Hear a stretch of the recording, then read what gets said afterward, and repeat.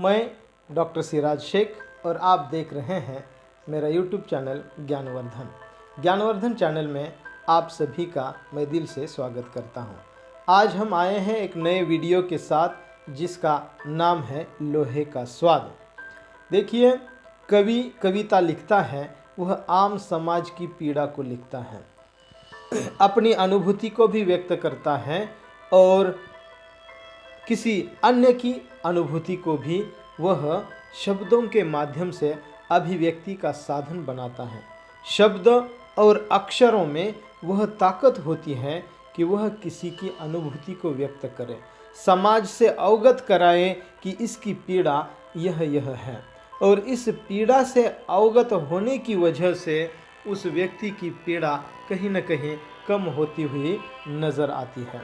अतः यह कविता बहुत ही सुंदर है, मानवीय संवेदना से यह कविता गुजरती है और इस कविता से कहीं न कहीं व्यक्ति सोचने के लिए मजबूर होता है कि सही मायने में सही पीड़ा क्या होती है। इस सही पीड़ा की ही अभिव्यक्ति इस कविता में हुई है। कविता का शीर्षक है लोहे का स्वाद और इसके कवि हैं आधुनिक काल के प्रसिद्ध गज़लकार कवि धूमिल। धूमिल की कविताएं राजनीतिक चेतना से संबंधित होती हैं। यह कविता हम पढ़ते हैं और इसके मूल मंतव्य को समझने का प्रयास करते हैं। शब्द किस तरह कविता बनते हैं? शब्द किस तरह कविता बनते हैं, इसे देखो। अक्षरों के बीच गिरे हुए आदमी को पढ़ो। क्या तुमने सुना कि शब्द लोहे की आवाज़ है या मिट्टी में गिरे हुए खून का रंग? लोहे का स्वाद लोहार से मत पूछो, उस घोड़े से पूछो जिसके मुंह में लगाम है।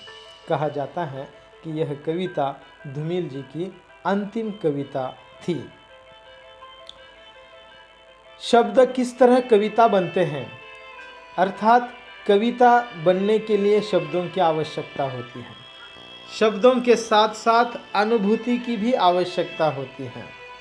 हम किसी भी तरह के शब्द गढ़ेंगे तो वह कविता नहीं होगी, उसके अंतर्गत एक पीड़ा होनी चाहिए, आम आदमी की अभिव्यक्ति होनी चाहिए।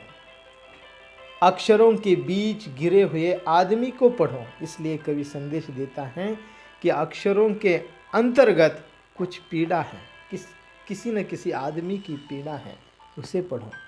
क्या तुमने सुना कि यह लोहे की आवाज़ है या मिट्टी में गिरे हुए खून का रंग है?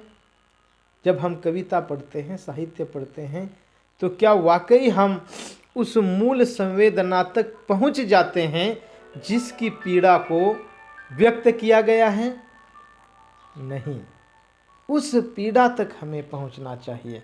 कवि का उद्देश्य यही होता है कि कविता के मूल मंतव्य तक पाठकों ने पहुंचना चाहिए और अगर पहुंचना है तो कवि को उस आंतरिक पीड़ा तक पहुंचना चाहिए जिसके आंतरिक पीड़ा को वह कविता के माध्यम से व्यक्त करता है। इसलिए कवि ने अंतिम इन पंक्तियों में कहा है कि लोहे का स्वाद लोहार से मत पूछो। लोहार स्वाद नहीं चखता है, लोहार उसे आकार देता है लोहे को, लेकिन लोहे का सही स्वाद तो वही जान सकता है जिसके मुंह में लगाम है। यानी कि उस घोड़े से पूछो जिसके मुंह में लगाम है। लगाम मुंह में लेने के बाद में जो आंतरिक पीड़ा वह सहता है वह घोड़ा होता है, लोहार नहीं। लोहार तो उस लोहे को पीटता है। कवि ने यहाँ एक तरह से राजनीतिक स्थिति को भी वर्णित किया है कि स्टेज पर हो या कहाँ पर भी हो, बड़े बड़े वक्तव्य कहे जाते हैं, बड़ी बड़ी बातें कही जाती हैं, लेकिन वह आंतरिक पीड़ा उन बातों में नहीं होती है।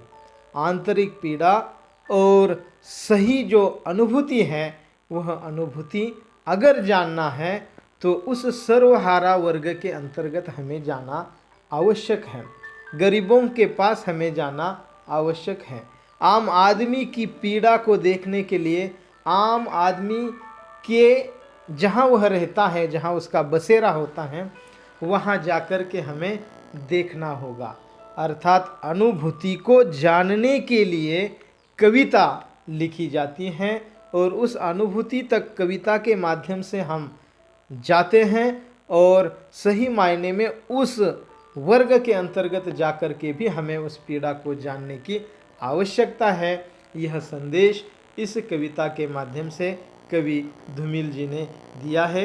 अतः यह कविता एक उच्च फलक को लेकर चलती है। शब्दों का इसमें महत्व है, अक्षरों का महत्व है, कविता का महत्व है और उन शब्दों में पिरोते उस आम आदमी की पीड़ा को भी महत्व है। आम आदमी किस तरह से जीवन बसर करता है, उसको हमें जानने की आवश्यकता है। अतः कविता बहुत ही महत्वपूर्ण थी और कविता में यह संदेश देने का प्रयास किया गया है कि आम आदमी की पीड़ा को जानने के लिए उस तक हमें पहुंचने की आवश्यकता है। आपने इस कविता को सुना, समझा। अगर आप इस चैनल पर नए हैं तो कृपया चैनल को सब्सक्राइब कीजिए, बेल आइकॉन को दबाइए और वीडियो को ज़्यादा से ज़्यादा शेयर कीजिए। बहुत बहुत धन्यवाद।